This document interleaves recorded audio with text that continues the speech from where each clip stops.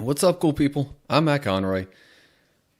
Back at it in the Bible, so, if I'm gonna start posting more videos, I'm gonna have to start recording them a little more frequently.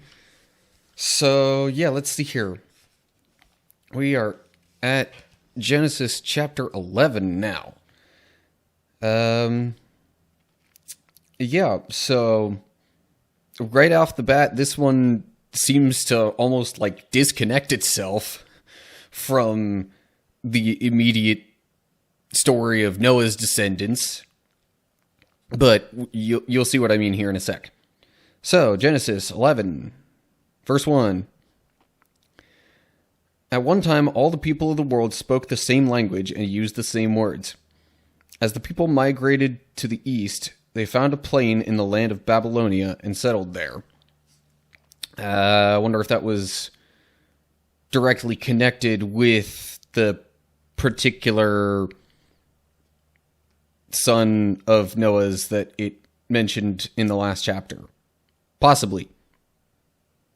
Oh wait, wasn't that one of the places? Yeah, that was one of Nimrod's conquests. Anyway. Verse 3. They began saying to each other, "Let's make bricks and harden them with fire." In this region, bricks were used instead of stone, and tar was used for mortar. Then they said, "Come, let's build a great city for ourselves, with a tower that reaches into the sky. This will make us famous and keep us from being scattered all over the world." So, there was some maybe okay intentions and some not so great intentions with this. The whole part about wanting to be famous for it, not so great. But trying to keep a group of people together in and of itself isn't necessarily wrong. But again, coupled with the other part, maybe not the best intentions with this idea. So anyway, verse 5. But the Lord came down to look at the city and the tower the people were building. "Look," he said, "the people are united and they all speak the same language. After this, nothing they set out to do will be impossible for them. Come, let's go down and confuse the people with different languages. Then they won't be able to understand each other." So, verse 5 in particular, it says, "But the Lord came down to look at the city." Like, this kinda isn't exactly in line with maybe just the way that it's worded isn't great, and is probably just, a piece of the old oral traditions from way back in the day before stuff was typically written a lot. But saying the Lord came down to look at the city as if God didn't already see it and know, like, that kind of goes against the common perception of God that Christianity puts out there. Being all-knowing, especially the all-knowing part, but the omniscience, omnipresence, omnipotence, why would the Lord come down to look at it? I don't know. Maybe it was just a way of saying that, he saw what it looked like from the same perspective that a human would. I don't know. But still, certain things like that in the Old Testament, especially early in the Old Testament, are things that get me kind of wondering a little bit, like, it's almost like a which is further off kind of question in my head. Are we further off from the truth of God in that maybe he's not so all-knowing and all-powerful? Or were they further from the truth of God and just trying to make him seem more human because, like, their human understanding couldn't, like, grasp the complexity of an all-knowing, all-present God at the time.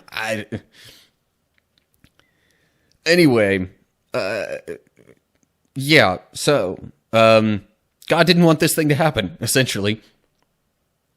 Kind of like, you know, he didn't want Adam and Eve to have the knowledge of good and evil, but then also be able to live forever, which is why he kicked them out of the garden.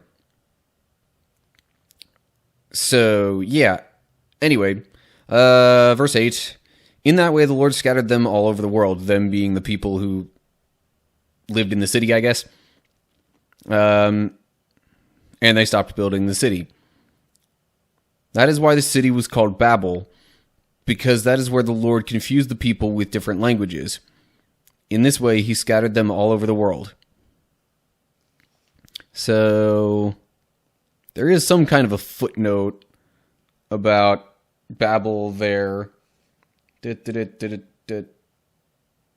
Or Babylon, okay. Babel sounds like a Hebrew term that means confusion. That's, okay. That's a much better explanation than just being like, oh yeah, Babel, because, like, they started speaking all kinds of different languages. No, Babel sounds like a Hebrew word that means confusion. Far more sensible, because he confused their words to each other. Anyway, I better stop talking so much about all this, because there's a bit more to go. Verse 10. This is the account of Shem's family. So now we're back to the genealogy type stuff. But, like, we had the Tower of Babel kind of interject itself in the middle of that for some reason. I don't know. Anyway. Alright, for real now. Verse 10. This is the account of Shem's family. 2 years after the Great Flood, when Shem was 100 years old, he became the father of Arphaxad. Again, these names, after the birth of Arphaxad, Shem lived another 500 years and had other sons and daughters. When Arphaxad was 35 years old, he became the father of Shelah. After the birth of Shelah, Arphaxad lived another 403 years and had other sons and daughters. When Shelah was 30 years old, he became the father of Eber. After the birth of Eber, Shelah lived another 403 years and had other sons and daughters. Okay, this is starting to sound a lot more like the chapter 5 genealogy that went between Adam and Noah. And it's also breaking down the generations a lot more clearly. So I guess some of that stuff from the previous chapter, I guess it makes it slightly clearer. But anyway, verse 16. When Eber was 34 years old, he became the father of Peleg. After the birth of Peleg, Eber lived another 430 years and had other sons and daughters. When Peleg was 30 years old, he became the father of Reu. After the birth of Reu, Peleg lived another 209 years and had other sons and daughters. That's quite a difference in number of years lived. It went from 474 down to 239. But I guess this is starting to, get us toward what was said previously. I forget which chapter, but I think it was right before the flood, actually, where God said, all right, people are only going to live 120 years now, or something like that. Let's see here. When Reu was 32 years old, he became the father of Serug. After the birth of Serug, Reu lived another 207 years and had other sons and daughters. When Serug was 30 years old, he became the father of Nahor. Nahor? I don't know. After the birth of Nahor, that one sounds better. After the birth of Nahor, Serug lived another 200 years and had other sons and daughters. I don't know why that pronunciation sounds better to me, but it does. When Nahor was 29 years old, he became the father of Terah. After the birth of Terah, Nahor lived another 119 years and had other sons and daughters. After Terah was 70 years old, he became the father of Abram, Nahor, and Haran. Or maybe Haran, I don't know, but... So, okay, how many generations do we have in here now? We've got, Shem, Arphaxad, Shelah, Eber, Peleg, Reu, Serug, Nahor, Terah, and then Abram. So we've got, 10 generations in there? Which was also the same as the number of generations between Adam and Noah, was it not? I think so. So then I guess that also means 10 generations between Noah and Abram. And I'm emphasizing Abram because of later events. But let me not get ahead of myself here. Let's see here. Verse 27. This is the account of Terah's family. Terah was the father of Abram, Nahor, and Haran. And Haran was the father of Lot. But Haran died in Ur of the Chaldeans, the land of his birth, while his father Terah was still living. Meanwhile, Abram and Nahor both married. The name of Abram's wife was Sarai, and the name of Nahor's wife was Milcah. Milcah and her sister Iscah were daughters of Nahor's brother Haran. But Sarai was unable to become pregnant and had no children. Okay, so, hold on. I'm trying to make sense of the whole Milcah and her sister, daughters of Nahor's brother Haran. So, Haran was the father of... Okay, so, yeah. Anyway. So, that means... Anyway, there's a fairly close familial relationship there. Let's put it that way. But, again, being, only humans on the earth within the same lineage, it's kind of going to happen. Verse 31. One day Terah took his son Abram, his daughter-in-law Sarai, his son Abram's wife, and his grandson Lot, his son Haran's child, and moved away from Ur of the Chaldeans. He was headed for the land of Canaan, but they stopped at Haran and settled there. Terah lived for 205 years and died while still in Haran. So, that actually wraps it up for this chapter. So, it just says Terah lived for 205 years. That's just the total. It doesn't get into it doesn't get into as much detail, I guess. Although it did say he was 70 when he became the father of Abram, Nahor, and Haran. So, do the math, another 135 years after that.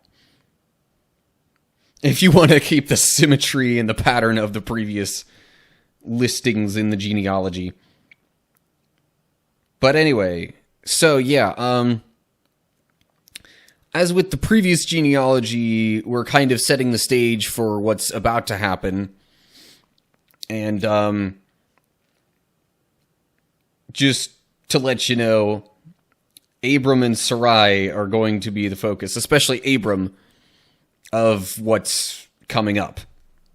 So that's probably why it focuses a bit more on them at the end of the chapter here, and that's also why I mentioned Abram specifically earlier on.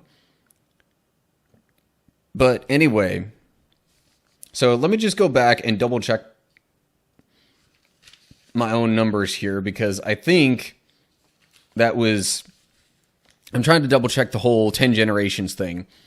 So we had Adam, Seth, Enosh, Kenan, Mahalalel, Jared, Enoch, Methuselah, and then Lamech and Noah. So yeah, that was 10 generations, and this was also 10 generations. Bit of a pattern showing up. As the Bible does, there are patterns within the Bible in many different ways. Some of which are really, really hard to pick up on if you're A, not told, and or B, aren't specifically looking for them, and or C, you haven't read through the Bible multiple times over. But anyway, so yeah, a bunch of time passed, but not as much time as, you know, the 1500 something that it was between Adam and Noah. Dare I do the math here for all this? So 2 years after the... Okay, so Shem was 100 years old. So we'll just go with that. I mean, 100 years from the, 1500 that we had before. So then, only 35 after that, before our Foxhead, was a father. So we're at 135. The next one's 30 years. Let me just whip out the calculator on my computer here real quick so I don't lose track of these numbers. So 135, so that's 165 plus another 34. So we're at 199 when we get to Eber's sons. Peleg adds another 30. Reu adds another 32. Sirug adds another 30. Nahor adds another 29. And then Terah adds another 70. So we're at 390 years in between the birth of Shem, which I assume is right about where the previous genealogy ended. And then, yeah, about 390 years between that and the birth of, maybe not necessarily Abram, but that generation. So, I mean, you add that to the roughly 1500 we had before, now we're right around 1900 years. And this is the kind of stuff a lot of biblical historians and people will look at when, coming up with their estimates of the age of the earth. Because from a pure creationist account that takes the Bible literally with all the numbers and times that it gives and things like that as closely as possible, I mean, that's why you've got, the creationist young earth idea of, I think it's generally believed to be about 6,000 years or so that's how old the earth is. At least, from those calculations and that perspective, as opposed to the millions or even billions of years that other scientific methods and research seem to conclude. But again, that's assuming you take it all literally. There's the kind of third option of not taking every single number in the Bible quite so literally, because there are some numbers that are very typically believed, even by biblical scholars and such, to, not be meant so literally. Like, just as an example, in the New Testament, Jesus talking about forgiving someone 77 times or 70 times 7, depending on the translation. Either way, that's not meant as, a limit on the number of times that you're supposed to forgive someone. The point is, it's supposed to be so many times that you lose track of it, and you keep forgiving anyway. So, yeah, anyway, injecting a little not directly biblical stuff into the discussion, getting a little bit into some of the tension that biblical historians and even Christian scientists have with, others who disagree with that idea. And I'm not necessarily taking a stance one way or the other, because like I said, there could be an option C here of maybe all these numbers aren't meant quite so literally.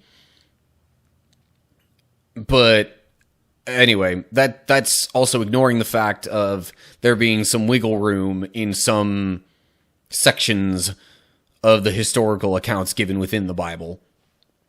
Anyway, so yeah, I guess that's it for now. Like I said, next time we're going to be starting to focus on Abram a bit more, and kind of his story, for lack of a better way to put it, because we had a bunch of focus on Adam, then we skipped 10 generations, had a bunch of focus on Noah, skipping another 10 generations, and now we're about to focus on Abram. So, yeah, also, as I kind of alluded to earlier, be on the lookout for patterns like that. Because,